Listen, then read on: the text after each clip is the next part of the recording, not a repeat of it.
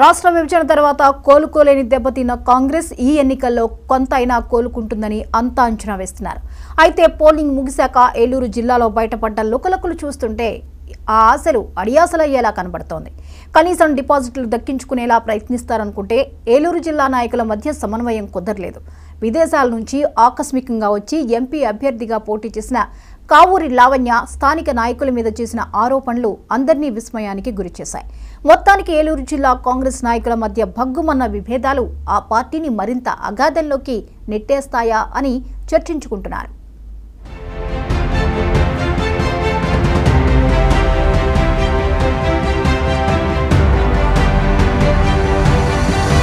Congress party address గల్లంతైన సందర్భంలోనూ పార్టీని అంటిపెట్టుకు ఉన్న వారి సంఖ్య చాలా తక్కువ.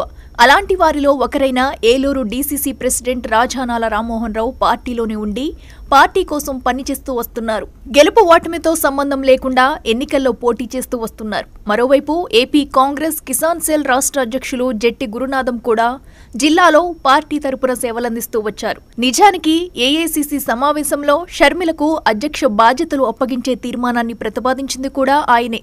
పార్టీలో పరిస్థితి నచ్చక ఎన్నికలకు ముందే ఆయన వైసీపీలో చేరటం కూడా పార్టీని దెబ్బతీసింది.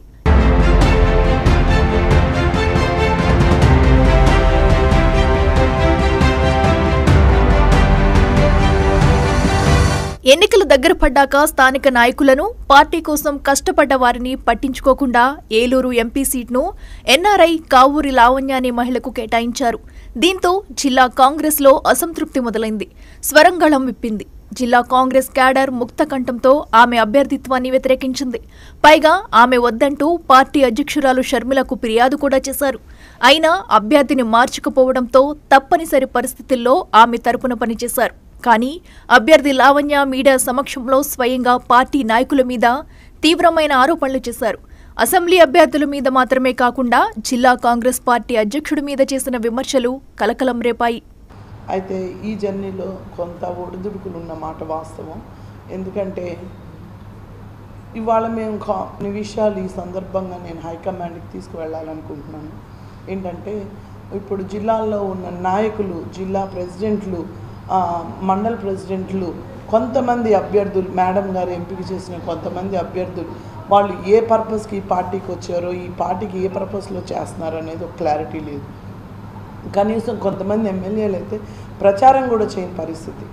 సాక్షాత్తు డీసీసీ అనే పర్సను కూర్చొని లాబింగ్ చేయడము, తర్వాత డబ్బుల విషయాలు మాట్లాడడము, పక్క పార్టీలతో అటు టీడీపీతో ఇటు వైసీపీతో లాలూచి పడటము ఏమాత్రం హర్షణీయం కాదు.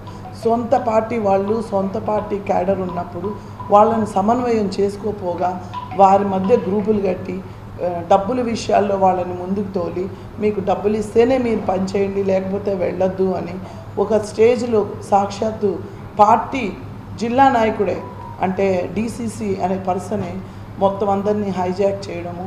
అలానే మాకు ఎవరైతే ఎమ్మెల్యేలు ఉన్నారో చేసి మనిషికి 3 కోట్లు ఇస్తే తప్ప మీరు వెళ్ళడానికి వీలు లేదని బ్లాక్మెయిల్ చేయడము. అలాంటి ఒక మీటింగ్ పెట్టుకుంటే మామూలుగా కార్యకర్తలతో, ఎమ్మెల్యేలతో, మండల స్థాయి లీడర్లతో మీటింగ్ పెట్టుకుంటే ఆ మీటింగు సాక్షాత్తు డీసీసీ అనే ప్రెసిడెంట్ సాక్షాత్తు హైజాక్ చేసి ఆ మీటింగ్కి ఎమ్మెల్యేల తరపున తనే రిప్రజెంటేషన్ చేసి ఎమ్మెల్యేల కోరికలు మీరు తీర్చాలి, మీరు తీర్చకపోతే మీకు పార్టీ నుంచి ఎటువంటి సపోర్ట్ రాదు అని ఒక రకంగా ఒక మహిళా అభ్యర్థిని బెదిరించడం నేనైతే చాలా షాకింగ్ విషయము. అయితే ఇలాంటి అడ్డంకులు కొన్ని వచ్చినాయి.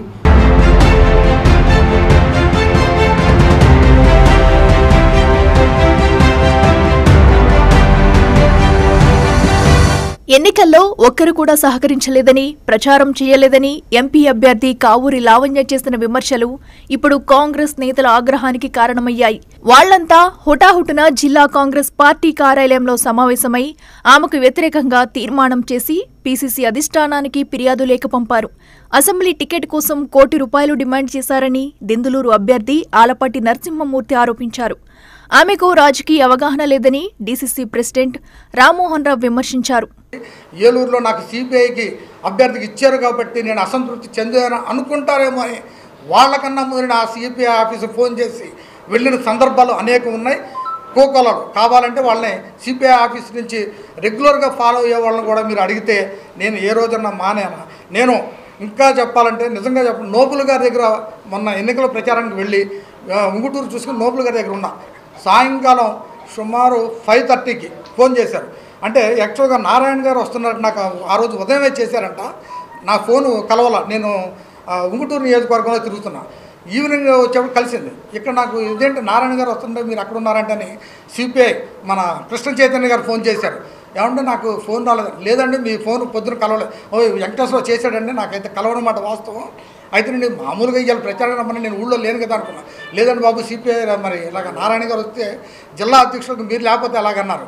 అయితే నేను ఎప్పుడైతే కైకలూరు నుంచి ఇక్కడికి వచ్చేసానో ఆయన కృష్ణ చైతన్య గారు ఆశ్చర్యాన్ని కూడా వ్యక్తం చేయడం జరిగింది.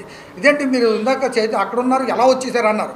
టీ కూడా తాక్కోకుండా టీ టైం మేము టీ కూడా తాకుండా 6 గంటలకు అక్కడికి వచ్చేప్పటికి ఆయన కూడా ఆశ్చర్యం వ్యక్తం చేసి అయ్యి బాబాయ్ ఎందుకంటే బాబు అంత స్పీడ్ ఎలా వచ్చారు అనే మాట సిపిఐ కృష్ణ చైతన్య గారిని అడగండి విషయం చెప్తారు. ఫలితాలకు ముందే మొదలైన ఈ ఆరోపణలు ప్రత్యారోపణల మీద అధిష్టానం ఏ విధంగా స్పందిస్తుందో అంతా వేచి చూస్తున్నారు.